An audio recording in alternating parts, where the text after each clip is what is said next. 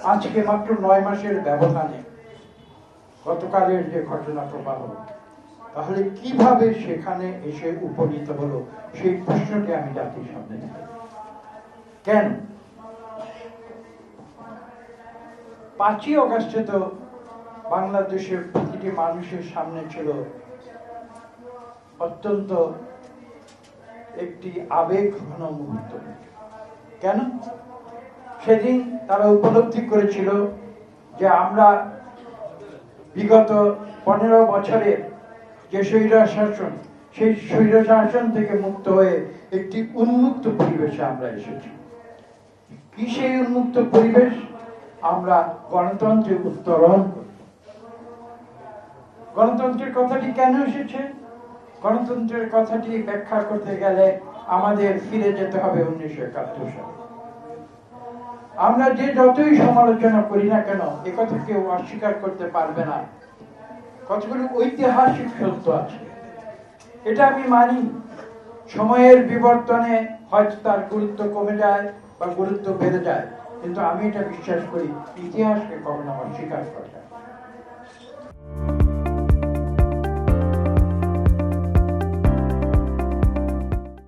71-এ বাংলাদেশের স্বাধীনতার ইতিহাস এবং স্বাধীনতা যে প্রেক্ষাপটে হয়েছিল, সেই সত্যকে কিন্তু কেউ অস্বীকার করতে পারে।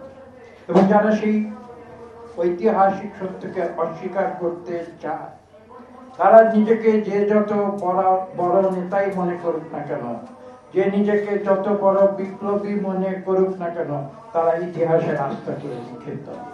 বাংলাদেশের 18 কোটি মানুষের সামনে একটি মাত্র সমাধান।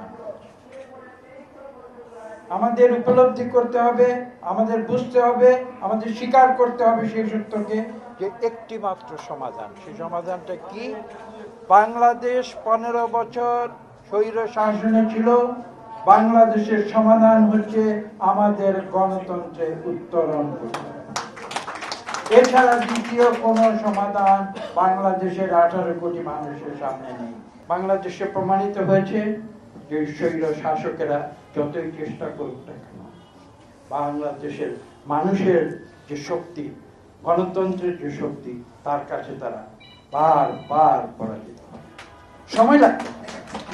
হয়তো আমরা রাতারাতি সেটা করতে পারি না, সময় লাগতে হবে। এবং আপনারা বিগত কয়েকদিনের ইতিহাসে আমি আশাবাদী যে বাংলাদেশের মানুষের সেই গণতন্ত্র এবং তাদের যে স্বাধীনতার যে শক্তি, সেই শক্তির কাছে যে কোনো স্বৈর শাসক পরাজিত হবে। তারা যেই পোশাকে, যেই নামে বা যেই ছদ্মবেশে আসুক।